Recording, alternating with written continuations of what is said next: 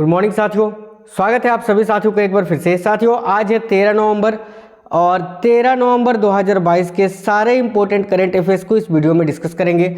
साथ ही साथ full details के साथ आपको बताएंगे साथियों। इसके अलावा बहुत सारे जो है एक्स्ट्रा फैक्ट्स, इंपॉर्टेंट अन्य महत्वपूर्ण तथ्यों के बारे में भी डिस्कस करेंगे।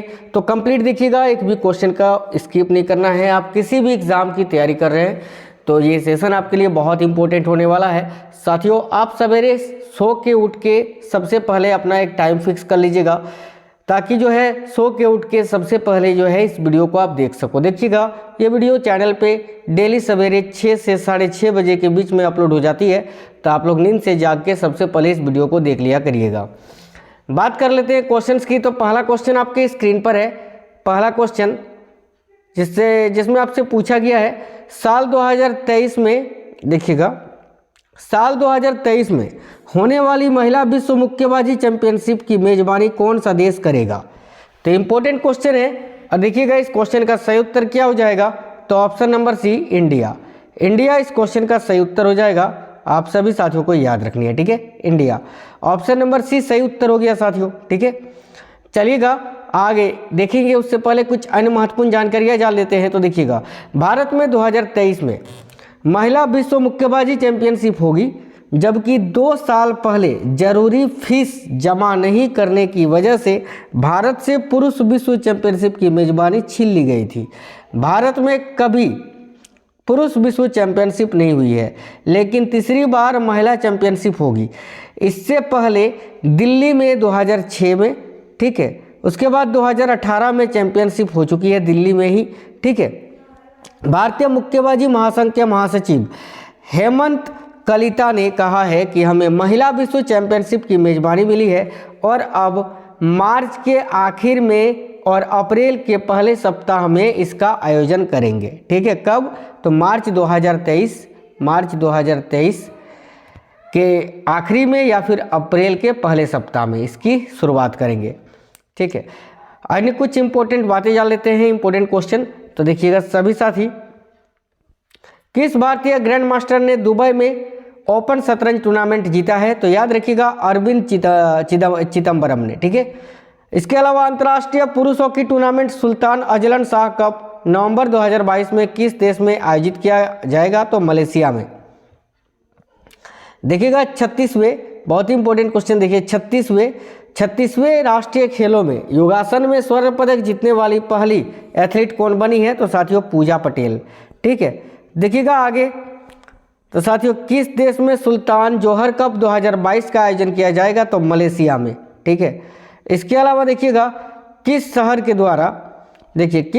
द्वारा 2028 ग्रीष्मकालीन ओलंपिक खेलों की मेजबानी की जाएगी।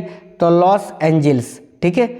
नेक्स्ट क्वेश्चन देख लेते हैं। देखिएगा दक्षिण भारत की पहली वंदे भारत एक्सप्रेस ट्रेन को किन 2 शहरों के बीच में चलाई गई।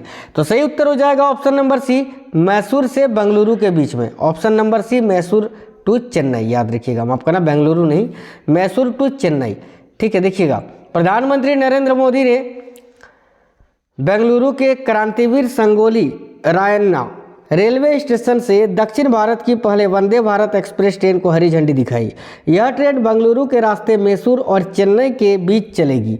प्रधानमंत्री ने भारत गौरव काशी दर्शन ट्रेन को भी हरी झंडी दिखाई, ठीक है। किसको? भारत गौरव काशी दर्शन ट्रेन को भी, जो रेलवे की भारत गौरव ट्रेन नीति के तहत कर्नाटका के मुजराई विभाग द्वारा चलाई जाएगी।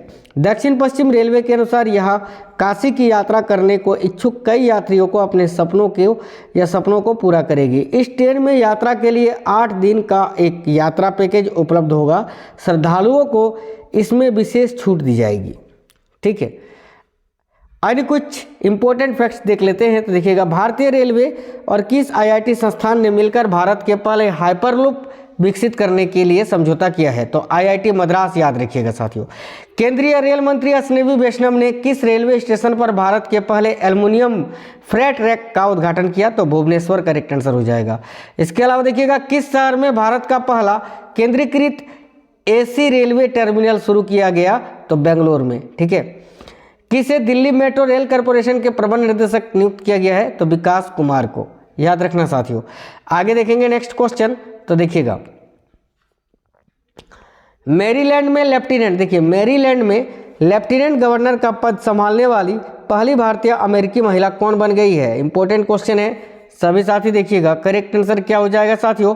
तो अरुणा मिलर, यानी ऑप्शन नंबर 20 क्वेश्चन का सही उत्तर हो जाएगा अरुणा मिलर, याद रखेंगे। ठीक है, आइए देख लेते हैं इस क्वेश्चन के बारे में। तो भारतीय अमेरिका महिला अरुणा मिलर मैरीलैंड में लेफ्टिनेंट गवर्नर का पद संभालने वाली पहली अप्रवासी बन गई है। 58 वर्षीय डेमोक्रेट अरुणा मिलर के बारे में कहा जाता है कि उनकी जड़ें भारत के हैदराबाद से जुड़ी है। जब वह महज 7 साल की बच्ची थी, उसी समय उसकी फैमिली ने भारत छोड़कर अमेरिका में बसने का फैसला लिया था। अमेरिका के लाखों वोटर्स ने गवर्नर, सेक्रेटरी ऑफ स्टेट और अन्य कार्यालयों के प्रमुख को चुनने के लिए मतदान किया। इसी बीच अमेरिका में एक और भारतवंशी ने इतिहास रच दिया है।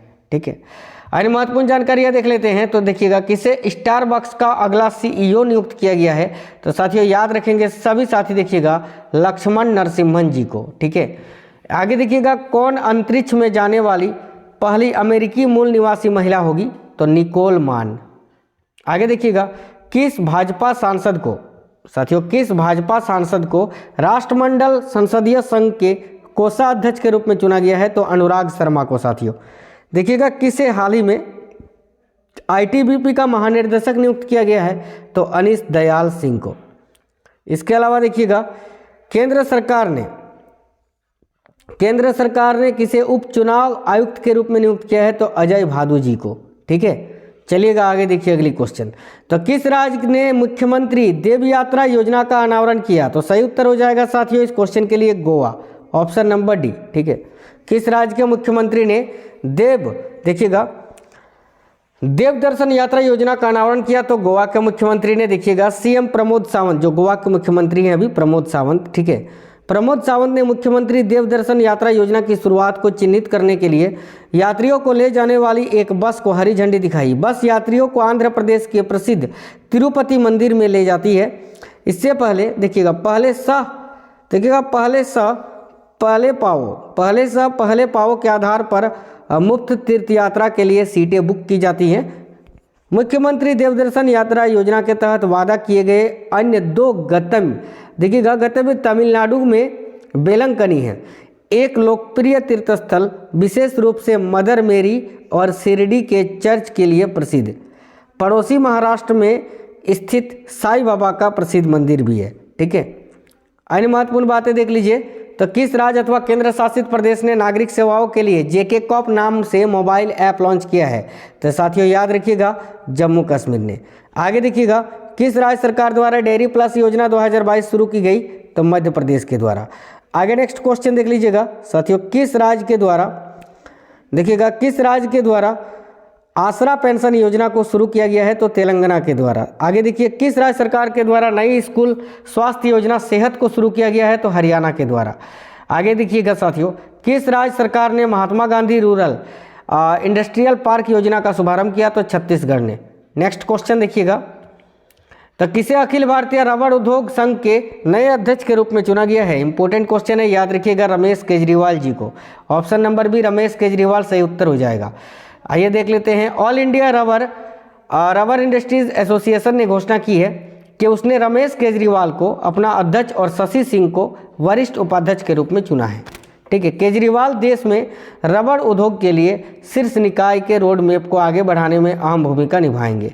इस पद पर चुने जाने से पहले केजरीवाल देखिएगा एरिया की प्रबंध समिति के सदस्य थे और पहले पूर्वी क्षेत्र के अध्यक्ष के रूप में भी कार्य कर चुके हैं। अन्य महत्वपूर्ण क्वेश्चंस देख लेते हैं। देखिएगा, किसे अखिल भारतीय फुटबॉल महासंघ का अध्यक्ष बनाया गया है? तो कल्याण चौबे को, याद रखेंगे। इसके अलावा देखिए, किसे राष्ट्रीय कानून सेवा प्राधिकरण के राष्ट्रीय अस्थायी नियुक्त किया गया है, अध्यक्ष नियुक्त किया गया है? किसे राष्ट्रीय कानून सेवा प्राधिकरण के कार्यकारी अध्यक्ष नियुक्त किया गया है? तो डीवाई चंद्रचूड़ को।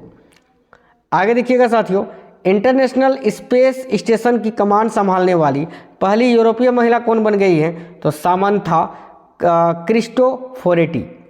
Bank of India mutual fund के सीईओ हाल ही में कौन बने हैं? तो मोहित भाटिया। ठीक है, याद रखना। आगे देखिएगा, देखिएगा शहीदों की पत्नियों के कल्याण और शिकायतों के निवारण के लिए किसे वीरांगना सेवा केंद्र एकता या फिर एकल विंडो सुविधा शुरू की है। शहीदों की पत्नियों के कल्याण और शिकायतों के निवारण के लिए किसने वीरांगना सेवा केंद्र एकल विंडो सुविधा शुरू की है। बहुत ही अच्छा क्वेश्चन है साथियों, देखिएगा बहुत ही अच्छा क्वेश्चन है, सभी साथी याद रखेंगे। इंडियन आर्मी ने, किसने, तो Indian army, option number A सही उत्तर हो जाएगा। आइए और कुछ बातें जान लेते हैं। तो शहीदों की पत्नियों के कल्याण के लिए भारतीय सेना बड़े कदम उठा रही है। इस क्रम में भारतीय सेना के प्रौद्योगिकी लाभ उठाने की दिशा में एक और कदम उठाया है। दरअसल भारतीय सेना द्वारा वीर नारियों के कल्याण और शिकायतों के निवारण के लिए वीरांगना सेवा केंद्र नामक एकल विंडो सुविधा शुरू की गई है। इस परियोजना का उद्घाटन सेना पत्नी कल्याण संघ के अध्यक्ष ने बुधवार को दिल्ली कैंट स्थित भारतीय सेना के पूर्व सैनिक निर्देशालय परिसर में किया गया था। ठीक है, देखिएगा भारतीय सेना और रक्षा लेखा विभाग के बीच चौथा सिनर्जी सम्मेलन कहां पर आयोजित किया गया, तो नई दिल्ली में साथियों। ठीक है, याद रखिएगा सभी साथी। इसके अलावा देखिएगा भारतीय सेना का पहला हरित सौर ऊर्जा दोहन संयंत्र कहां स्थापित किया गया, तो सिक्किम में। आगे देखिएगा भारतीय सेना के द्वारा साथियों किस राज्य में क्वांटम प्रयोगशाला की स्थापना की गई, तो मध्य प्रदेश में। किसके द्वारा अंतरिक्ष आधारित संपत्तियों के लिए स्काईलाइट अभ्यास आयोजित किया गया, तो इंडियन आर्मी के द्वारा, ये भी याद रखना। ठीक है, आगे देखिए किस भारतीय शहर ने बहुक्षेत्रीय तकनीकी और आर्थिक सहयोग यानी बिम्स्टेक की दूसरी बैठक की मेजबानी की। इंपॉर्टेंट क्वेश्चन है साथियों, देखिएगा सही उत्तर हो जाएगा नई दिल्ली। ठीक है, तो इस क्वेश्चन का आंसर नई दिल्ली हो जाएगा। यहाँ आप सभी साथियों को याद रखना है। देखिए इस क्वेश्चन के बारे में आपको बता देते हैं, सभी साथी ध्यान से देख लीजिएगा। देखिएगा तो भारत ने 10 नवंबर को केंद्रीय कृषि और किसान कल्याण मंत्री नरेंद्र सिंह तोमर की अध्यक्षता में नई दिल्ली में बहुक्षेत्रीय तकनीकी और आर्थिक सहयोग के लिए बंगाल की खाड़ी पहल की दूसरी कृषि सांस्कृतिक बैठक की मेजबानी की। बैठक में भूटान, बांग्लादेश, नेपाल, म्यांमार, श्रीलंका और थाईलैंड के कृषि मंत्रियों ने भी भाग लिया। तोमर ने सदस्य देशों से कृषि में परिवर्तन के लिए सहयोग को मजबूत करने के लिए एक व्यापक क्षेत्रीय रणनीति विकसित करने का आग्रह किया। देखिएगा साथियों अनइम्पोर्टेंट कुछ फैक्ट्स देख लेते हैं और एक्स्ट्रा क्वेश्चंस। तो देखिएगा वर्ष 2023 में इंटरपोल महासभा की मेजबानी कौन करेगा, तो ऑस्ट्रिया। देखिएगा किस शहर द्वारा अखिल भारतीय राजभाषा सम्मेलन की मेजबानी की गई, तो सूरत के द्वारा। देखिएगा किस राज्य सरकार ने राष्ट्रीय शिक्षा मंत्रियों के सम्मेलन की मेजबानी करने की घोषणा की, तो गुजरात ने। आगे देखिएगा किस भारतीय शहर में कोलंबो सुरक्षा सम्मेलन की 6ठी बैठक का आयोजन किया गया, तो साथियों कोचीन में। देखिएगा किस शहर में 30वीं दक्षिण क्षेत्रीय परिषद की बैठक का आयोजन किया गया, तो तिरुअनंतपुरम में।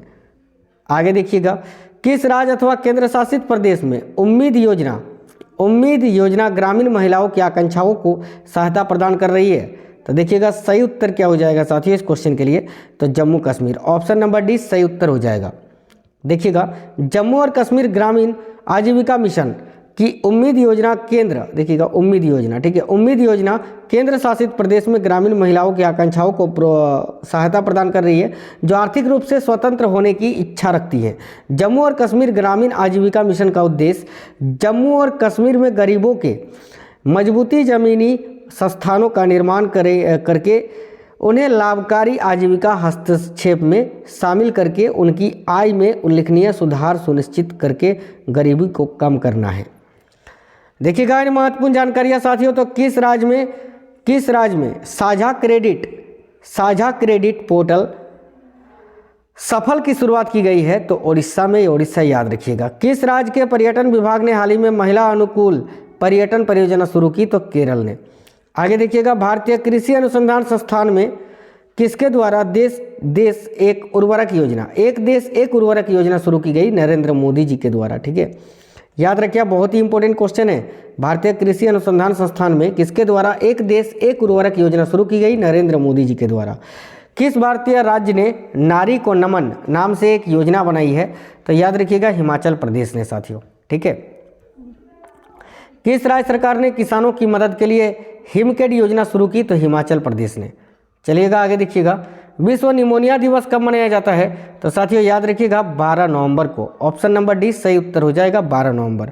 आइए और कुछ बातें जान लेते हैं। तो देखिएगा यह दिन पहली बार 12 नवंबर 2009 को global coalition against child pneumonia द्वारा मनाया गया था। तब से हर साल यह दिन एक नई थीम के साथ सेलिब्रेट किया जा रहा है। इस दिन तरह तरह के कार्यक्रमों का आयोजन करके लोगों को इस बीमारी के बारे में जागरूक करने का प्रयास किया जाता है। वैसे तो निमोनिया की समस्या छोटे बच्चों में ज़्यादा देखने को मिलती है, लेकिन ये किसी भी उम्र में हो सकती है। निमोनिया में फेफड़े में इन्फेक्शन हो जाता है, लंग्स को प्रभावित करता है ना, याद रखना, ठीक है। देखिएगा इन महत्वपूर्ण जानकारियाँ साथियों। तो 1 जनवरी को कौन सा दिवस मनाया जाता है, तो याद रखिएगा वैश्विक परिवार दिवस। 9 जनवरी को प्रवासी भारतीय दिवस, 10 जनवरी को विश्व हिंदी दिवस, 11 जनवरी को राष्ट्रीय मानव तस्करी जागरूकता दिवस, 12 जनवरी को राष्ट्रीय युवा दिवस, 15 जनवरी को भारतीय सेना दिवस यानी इंडियन आर्मी डे, ठीक है। चलिएगा आगे बढ़ते हैं अगली क्वेश्चन की तरफ साथियों। देखिएगा तो ये रही, हाल ही में T20 में 4000 रन बनाने वाले पहले खिलाड़ी कौन बन गए हैं, तो साथियों याद रखिएगा सभी साथी Virat Kohli. Option number B सही उत्तर हो जाएगा। देखिएगा विराट कोहली T20 इंटरनेशनल में 4000 रन बनाने वाले दुनिया के पहले बल्लेबाज बन गए हैं। इंग्लैंड के खिलाफ 50 रन बनाए थे ना इन्होंने, 50 रन बनाते ही 42 रन बनाते ही ना, 42 जिस टाइम उनका रन था उसी टाइम ये पूरा हो गया। 42 रन बनाते ही उनके इस फॉर्मेट में 4000 रन पूरे हो गए। T20 वर्ल्ड कप में इंग्लैंड के खिलाफ सेमीफाइनल में कोहली ने 40 गेंद पर 50 रन की पारी खेली। इस पारी में उन्होंने 4 चौके 1 छक्का लगाया। अब कोहली के 115 T20 मैचों में 4008 रन हो गए हैं। वो T20 में सबसे ज़्यादा रन बनाने वाले बल्लेबाज भी हैं, याद रखना। कौन, तो विराट कोहली साथियों। आगे देखेंगे नेक्स्ट क्वेश्चन। तो देखिएगा विश्व एथलेटिक्स चैंपियनशिप 2022 में भारत पदक तालिका में कौन से स्थान पर रहा, तो 33वें स्थान पर, मैंने बताया था। अंतर्राष्ट्रीय क्रिकेट में सबसे ज़्यादा विकेट लेने वाले तेज गेंदबाज कौन बन गए हैं, तो जेम्स एंडरसन। वनडे क्रिकेट में सबसे कम उम्र में शतक लगाने वाले महिला खिलाड़ी कौन बनी है, तो एमी हंटर, याद रखिएगा, ठीक है। किस राज्य के द्वारा 2022-23 में पहली बार 3 रणजी ट्रॉफी मैचों की मेजबानी की जाएगी, तो सिक्किम में। देखिएगा क्लब फुटबॉल में 700 गोल दागने वाले पहले खिलाड़ी कौन बन गए हैं, तो क्रिस्टियानो रोनाल्डो, याद रखिएगा सभी साथी, ठीक है। तो साथियों आज के करंट अफेयर्स थे। कैसा ये वीडियो लगा है, वीडियो के नीचे कमेंट बॉक्स में कमेंट करके जरूर बताइए। वीडियो को सभी साथी लाइक शेयर और चैनल को सब्सक्राइब करके बेल आइकन को जरूर ऑन कर लीजिएगा। मिलते हैं अगली वीडियो में, तब तक स्वस्थ रहें साथियों। जय हिंद सभी को, वंदे मातरम।